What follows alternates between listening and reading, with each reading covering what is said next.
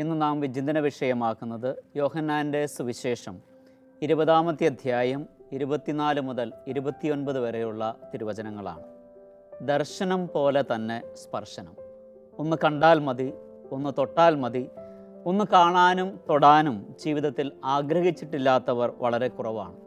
എന്തുമാത്രം പ്രയോഗങ്ങളാണ് ഈ സ്പർശനത്തെ വെച്ച് നമ്മൾ അനുദിന ജീവിതത്തിൽ ഉപയോഗിക്കുന്നത്. Touching story, touching event, touching moment, touching experience, mother's touch, father's touch, doctor's touch, ഹൃദയസ്പർശിയായ അനുഭവം, ഹൃദയസ്പർശിയായ സംഭവം, ഹൃദയസ്പർശിയായ നിമിഷം, അങ്ങനെ എല്ലാം സ്പർശനവുമായി ബന്ധപ്പെട്ട് നിൽക്കുകയാണ്. ഈശോയുടെ പരസ്യ ജീവിതകാലം ഈശോ തൊട്ടവരും ഈശോയെ തൊട്ടവരും നിരവധിയാണ്.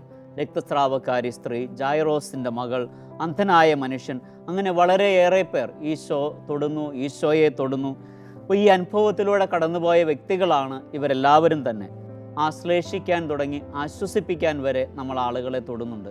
അടി കൊടുക്കാൻ മുതൽ അനുഗ്രഹിക്കാൻ വരെ നമ്മൾ ആളുകളെ തൊടുന്നുണ്ട്. അപ്പോൾ സ്പർശനത്തിലൂടെ നമുക്ക് ജീവിതത്തിൻ്റെ ഗതി തന്നെ മാറ്റിമറിക്കാനായിട്ട് സാധിക്കും. അപ്പോൾ ഹൃദയസ്പർശിയായ കാര്യങ്ങൾ എത്രയോ ആണ് നമ്മുടെ ജീവിതത്തിൽ ഉള്ളത്.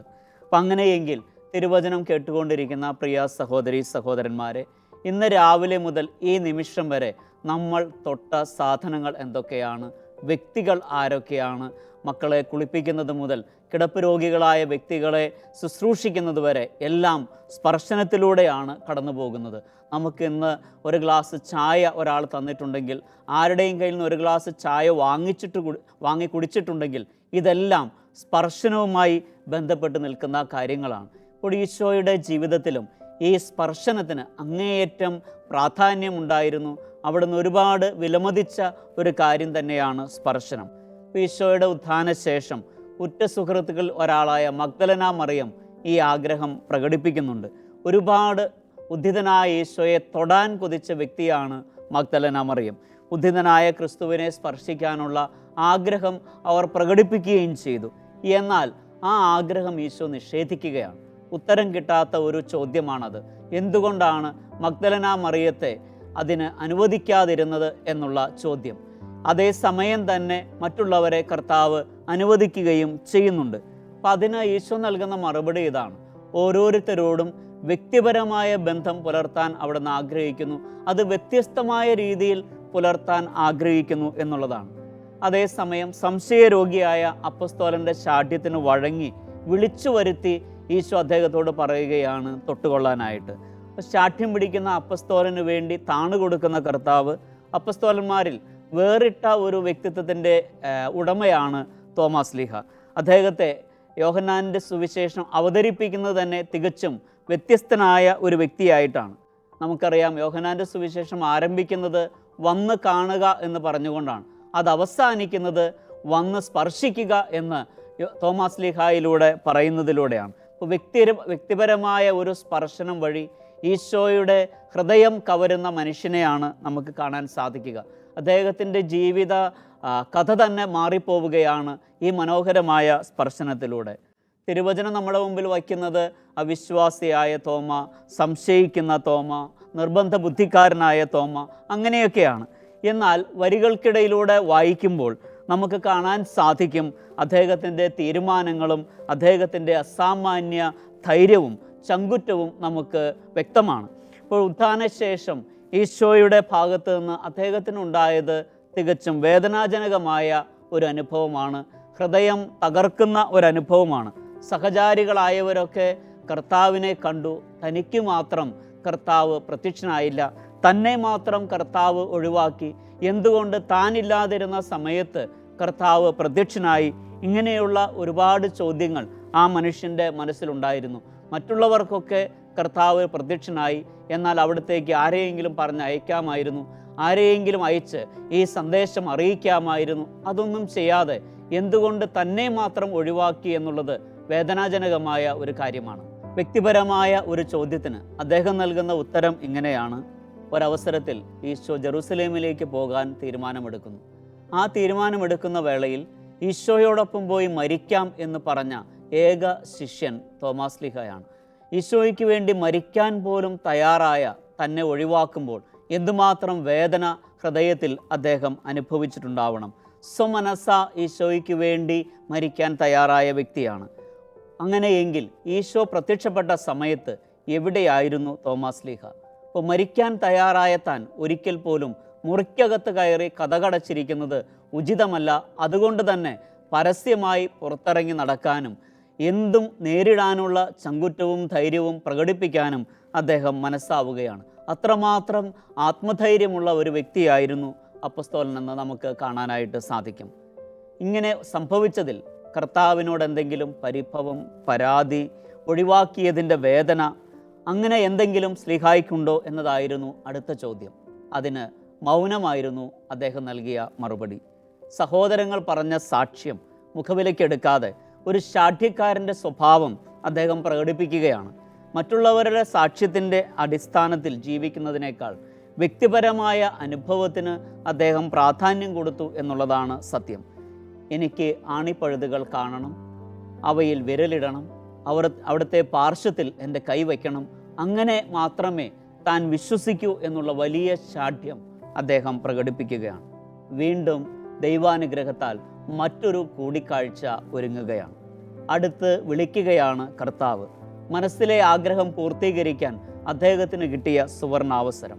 ആഗ്രഹം ആവർത്തിക്കാതെ തന്നെയാണ് കർത്താവ് അത് തിരിച്ചറിയുന്നതും അടുത്തു വരാൻ ആവശ്യപ്പെടുന്നതും ആണിപ്പഴുതുകൾ കാണിച്ചു കൊടുക്കുന്നതും തുളയ്ക്കപ്പെട്ട പാർശ്വത്തിലേക്ക് അദ്ദേഹത്തെ സ്നേഹപൂർവ്വം ക്ഷണിക്കുന്നതും എല്ലാം പ്രിയപ്പെട്ട ശിഷ്യന് മുൻപിൽ ഈശോ തുറന്നു വയ്ക്കുകയാണ്. അടുത്ത പ്രശ്നം തൊട്ടോ തൊട്ടില്ലയോ എന്നുള്ളതാണ്. ഇത്രയും വലിയ ഒരവസരം കിട്ടിയിട്ട് തൊടാതെ പോകുന്ന ഏത് മനുഷ്യനാണ് ഉള്ളത്? അതും വിളിക്കുന്നത് കർത്താവ്. ഏറ്റവും വലിയ ആഗ്രഹം പൂർത്തീകരിക്കാൻ അങ്ങനെ കർത്താവ് അടുത്ത് വിളിക്കുമ്പോൾ തീർച്ചയായിട്ടും ശ്ലീഹ തൊട്ടിട്ടുണ്ടാകണം.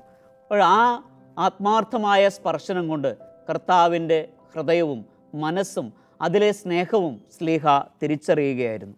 ഉയർത്തെഴുന്നേറ്റ ക്രിസ്തുവിനെ തൊടാൻ അപ്പസ്തോലൻ കാണിക്കുന്ന ധൈര്യം, ആരും കാണിക്കാത്ത ധൈര്യവും ചങ്കുറ്റവും നമുക്കിവിടെ കാണാനായിട്ട് സാധിക്കും. മരിച്ചുയർത്ത ഒരു മനുഷ്യനെ തൊടാൻ മാത്രം ധൈര്യം അദ്ദേഹത്തിനുണ്ടായി എന്നുള്ളതാണ് സത്യം. അങ്ങനെയെങ്കിൽ എന്തുമാത്രം ധൈര്യം കർത്താവിനെ അനുഗമിക്കാൻ നമുക്ക് ഓരോരുത്തർക്കും ആവശ്യമാണ്. ഉയർത്തെഴുന്നേറ്റ ക്രിസ്തുവിനെ തൊടുന്ന ശ്ലീഹ, ഈശോയെ തൊട്ട ഏക ശ്ലീഹായും തോമാസ് ശ്ലീഹ മാത്രമാണ്. ഉയർത്തെഴുന്നേറ്റ ക്രിസ്തുവിനെ മറ്റാരും തൊടുന്നതായിട്ട് സുവിശേഷത്തിൽ നാം കാണുന്നില്ല. ആ തൊടുന്നതിലൂടെ അവിടുത്തെ മുറിവുകളുടെ നീളവും വീതിയും ഉയരവും ആഴവും ശ്ലീഹ മനസ്സിലാക്കുക മാത്രമല്ല, അതോടൊപ്പം ആ സ്നേഹത്തിൻ്റെ നീളവും വീതിയും ഉയരവും ആഴവും അറിവിനെ അതിശയിക്കുന്ന ക്രിസ്തുവിൻ്റെ സ്നേഹവും ശ്ലീഹ തിരിച്ചറിയുകയാണ് ചെയ്യുന്നത്. പ്രിയ ശിഷ്യനു വേണ്ടി ഒരിക്കൽ കൂടി ദാസൻ്റെ വേഷം ധരിക്കുന്ന ഈശോ ഒരിക്കൽ കൂടി നിർബന്ധത്തിനു വഴങ്ങി ആ ശാഠ്യത്തിനു വേണ്ടി വിട്ടുകൊടുക്കുന്ന ഈശോയുടെ ചിത്രമാണ് നമുക്ക് കാണാൻ സാധിക്കുക. ഇപ്പോൾ കർത്താവിൻ്റെ സന്നിധിയിൽ തിരുവചനം കേട്ടുകൊണ്ടിരിക്കുമ്പോൾ എന്താണ് എൻ്റെ ഈശോയുടെ മുമ്പിൽ വയ്ക്കാനുള്ള എൻ്റെ ശാഠ്യം?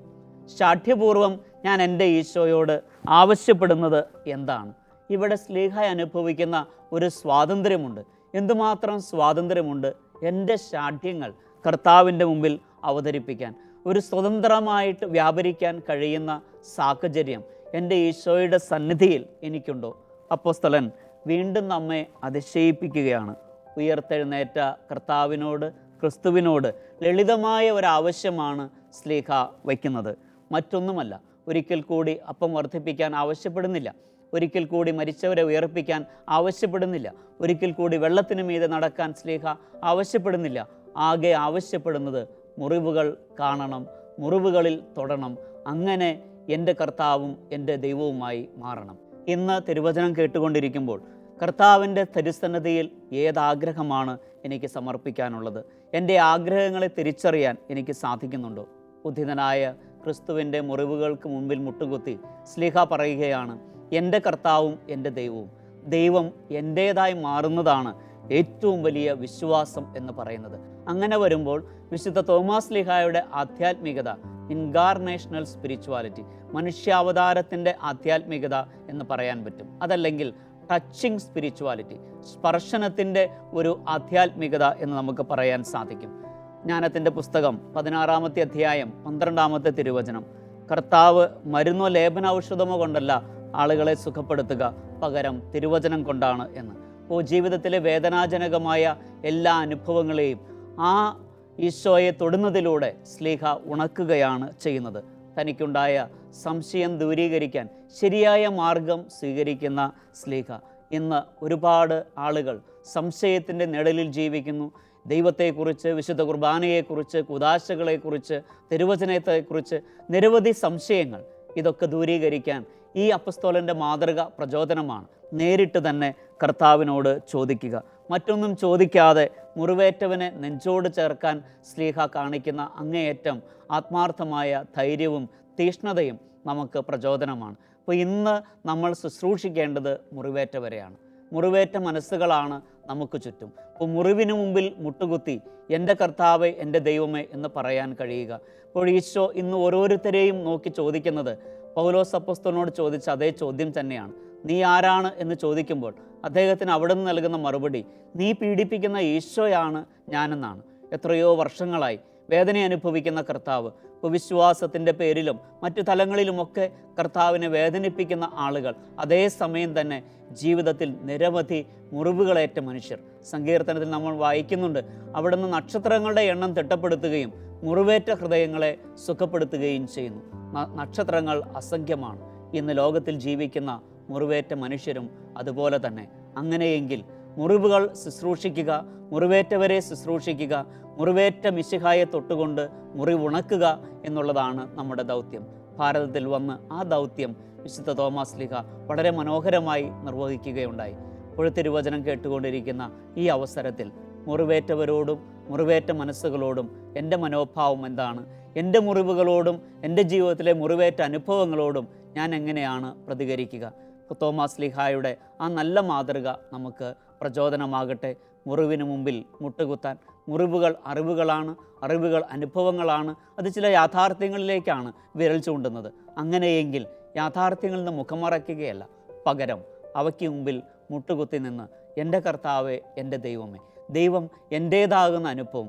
ഒരുപാട് മുറിവേറ്റ മിശിഹ നമ്മുടെ എല്ലാ മുറിവുകളും ഉണക്കാൻ പ്രാപ്തനാണ് എന്നുള്ള വലിയ തിരിച്ചറിവ് നമുക്കും ഉണ്ടാകട്ടെ. കൃപയ്ക്കായിട്ട് നമുക്ക് ആത്മാർത്ഥമായി പ്രാർത്ഥിക്കാം. മുറിവേറ്റ മിശിഹായുടെ മുമ്പിൽ മുട്ടുകുത്തി എൻ്റെ വിശ്വാസം പ്രഖ്യാപിക്കുവാനും മുറിവേറ്റ മനസ്സുകളെ സുഖപ്പെടുത്താനുമുള്ള കൃപയ്ക്കായി നമുക്ക് പ്രാർത്ഥിക്കാം. ദൈവം നമ്മളെ സമൃദ്ധമായി അനുഗ്രഹിക്കട്ടെ. പിതാവിൻ്റെയും പുത്രൻ്റെയും പരിശുദ്ധാത്മാവിൻ്റെയും നാമത്തിൽ ആമേൻ.